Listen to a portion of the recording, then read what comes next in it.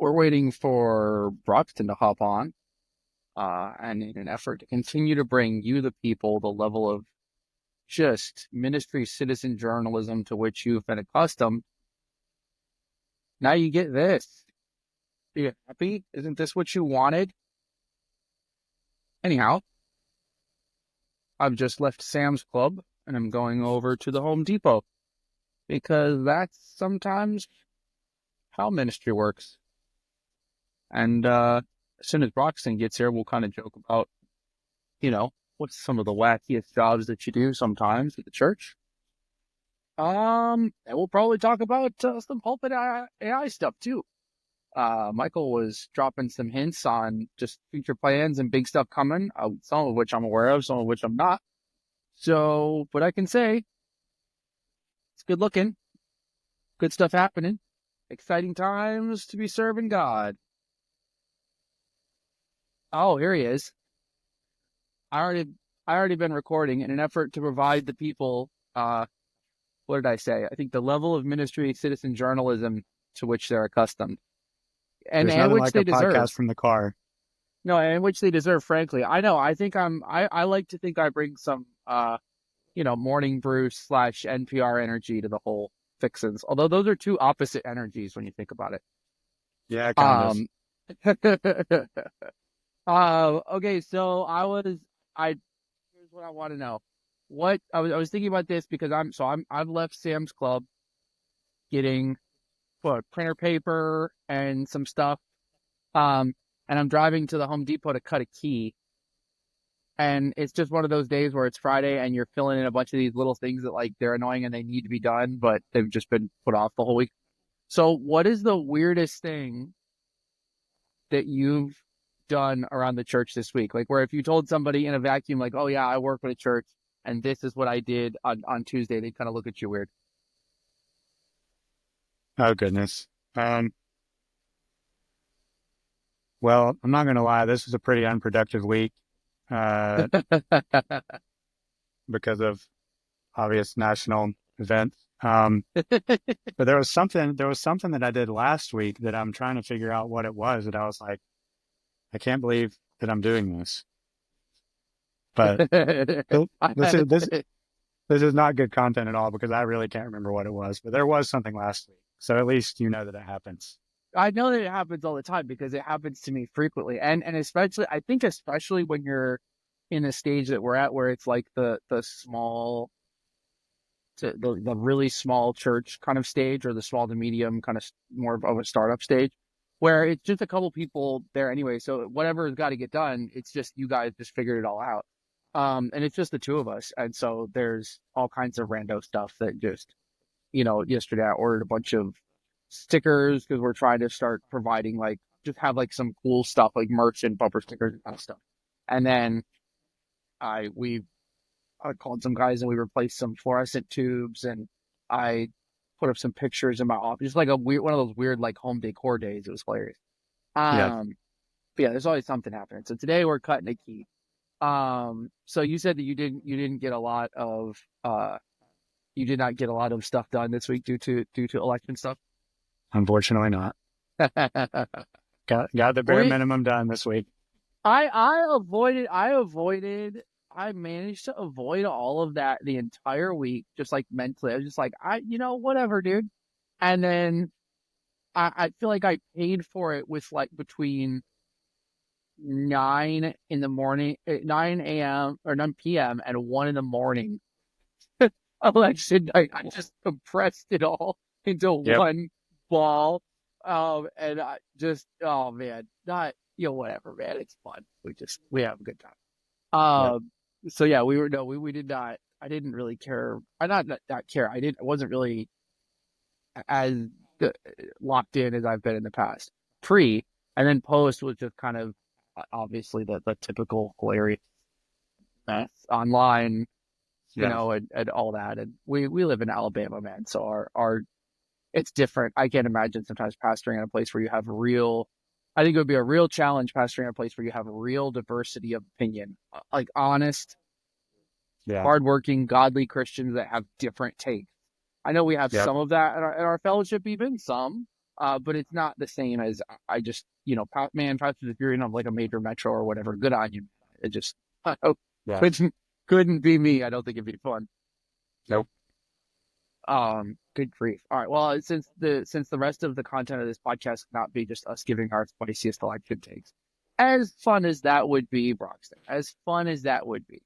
Um, so tell me a little bit more about you've been doing something on your personal Substack that's interesting to me because if I'm reading the tea leaves correctly, you're using some of the content that we talked about, I think the last time, the devotional content, and you're kind of then double repurposing that for your own Substack. What are you doing with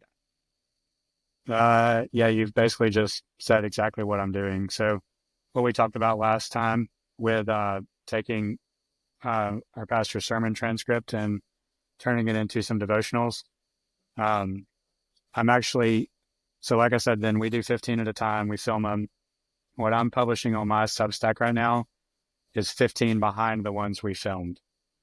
that? Okay. And there's some overlap in I've only got like 80 subscribers because I'm inconsistent at best, but there's some overlap in my subscriber base with our church members. Uh, But there's some people that I genuinely don't know that I guess just discovered me on Substack somehow. Um, and even the people that like do go to our church, I think for a while they didn't know what it was either. Um, and if I wasn't putting at the bottom, hey, this was adapted from a recent sermon by our pastor, they still might not know. right. So anyway, but like, yeah, repurposing is a good word. I'm very clear to say that, hey, this is not original to me. Hmm. This was adapted. And it's actually funny because like some of them this week, I didn't publish a couple because the content from the sermon point was so like personal and specific to our pastor when he was saying it in the sermon. And so it was kind of like, Right. I could reuse it for the devotions that he was filming, but I felt weird using it as myself. I would have had to rework it too much. I lost you, and this is your podcast. Reconnecting, everyone. So now we wait.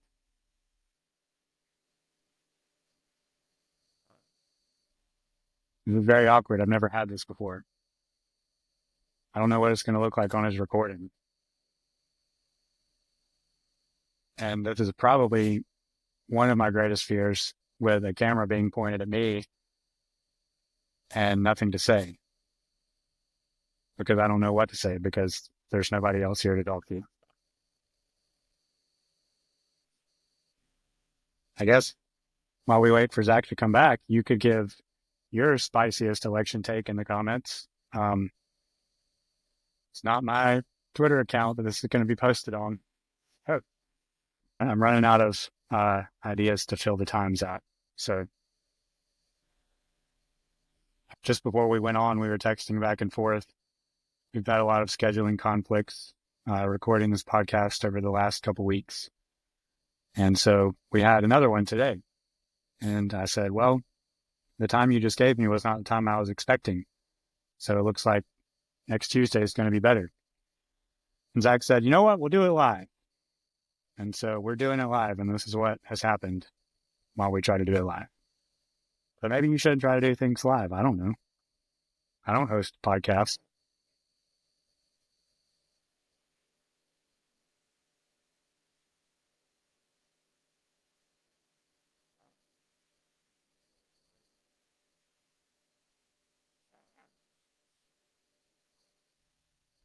All right. I'm texting you right now, Zach.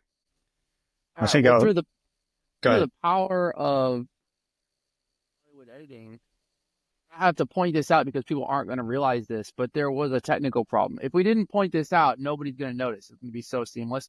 I'm just going to acknowledge that there was a slight technical problem. So, so I'm sorry. You're with these. You're sending out these devos, and people are kind of getting them. Some of them are from your church, and some of them aren't. Like down line, like what's kind of maybe you have a strategy for this, maybe you don't, but like what was your thinking behind, hey, I should also be doing similar ministry stuff to what we're doing at the church, but like through my own personal, like, you know? Well, this is probably far too in depth to give a proper answer, but I'll try. Oh, that's fine. I gotta go in. I gotta go into Home Depot in 3 minutes. So just I'll cut you off. Okay. Well, I mean, like I've been going through this whole thing for like the last year of feeling called to write, not knowing what that means. I wrote a little bit about it last week, not Yeah. having a niche. So it's just like this weird thing. I mean, I look at my role in like two different ways. Like I'm not necessarily quite a official internet pastor because of all the theological implications of that, and how we view it as. I mean, I think we view the internet more of as a outreach and content discipleship tool than an actual like, hey, you can have full on church here online with Right. us. And 100%. Sure. Sure. Sure. so for that reason, we don't necessarily. I mean, that's probably why I'm not called an online pastor, because I'm not Right. responsible for the people that view online. Um, so with that being said, like I've gone through this whole 5-year process of figuring out exactly what I should be doing. And um, I think a lot of it is resourcing. And so like doing stuff like the devotions, Right. and repurposing sermon stuff into, clips and all that kind of stuff. But I also do like feel this pull. I don't know if you can call it an official calling, but this pull to write myself. And so Right. like I've had to, and I'm still figuring out what that means. And I mean, I don't know what it means. And that's why I haven't found that, that niche or whatever. And I think that's okay. And so really I hate to say that it's kind of like a throwaway filler type thing, but it's almost like repurposing stuff that I do for work onto my own Substack is like a throwaway type thing that, hey, if I can't come up with anything to say this week, at least I published 5 devotions, and at least these are going to go somewhere. Well, and that's a Um, huge part of. So I've been noticing in our church, what we've been doing is a lot of these previous. I think maybe it's a previous generation mentality of like you have to have this hard line between like your personal life as a minister and then what you do for the church. And I think a yeah, lot of people are seeing that as less helpful or not even interested in that. I mean, I've had people ask me I write 2 different Substacks or help with 2 different. I have my own. I'm on another one. And I keep having people asking, "Oh, so what are you doing over here? What's this about?" I noticed that you're doing like, and people don't have, I don't think, this stigma anymore about there being like this personal side to what you do as a person who's in ministry. In fact, I think there's this benefit where you can actually do certain things or serve in certain ways or say certain things that wouldn't necessarily be core to the mission that you have that you'd want to say from the pulpit, but they're also beneficial and cool.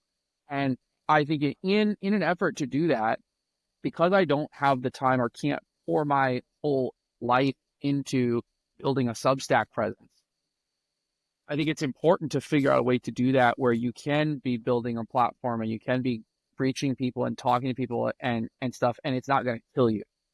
yeah, And just straight up trying to produce in-depth, well-written or researched or imagined or whatever your type of content you're doing is content week after week is going to kill you. yeah, So I've found in that way that using something like Pulpit and repurposing stuff, having the kind of wiring everything up together a little bit is yeah, actually a really fun way to just kind of cross pollinate things. And not everything carries over, you know, yeah, at all. In fact, there's some things that they're over here in my life because it doesn't really translate to our church ministry in any effective way. But it's also been cool to see then gradually over time, my pastor will be like, hey, you're doing this thing over here. Why don't you teach a sermon series based on this essay that I saw you wrote? yeah, Or, and so I think it's okay for those to be like a permeable barrier. And I think people are less allergic to, I just was talking to Chad about this last week. People are less allergic to resurfacing or repurposing things that you've already done than you think.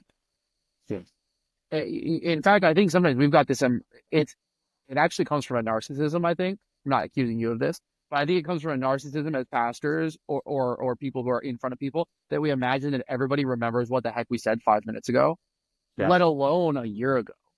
And the Yes. reality is like no one is listening to you, dude. Like, and that's not bad. Or not even, and Yeah. not even no one's listening to you, but just like no one can hold all that information. And we need to be reminded of these things. And so when you do research, I just republished an essay on my personal Substack that, I published a while back, and I was really proud of the essay, but I wasn't proud of the exposure it got. So I just kind of literally just republished it to see what would happen. And Yes. more people read it. Yeah. And guess how many people sent me an angry thing saying, you want on October of 2023, you already published it. Zero.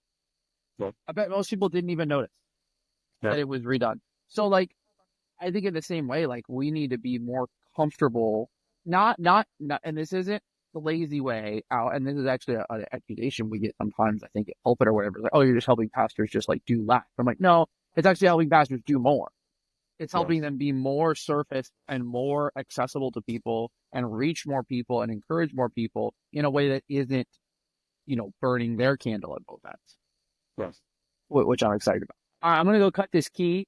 This is a shorter one than we usually do, but I'm trying to Yes. make sure that we can kind of mix these up and keep it fun. I don't want them all to be 30-minute, uh, very, very long form manifestos on our thoughts on digital ministry. Sometimes you just got to press publish on that Devo and not worry Amen. about it so much. Amen. So appreciate you, bro. Finish out your week, and we'll catch you later.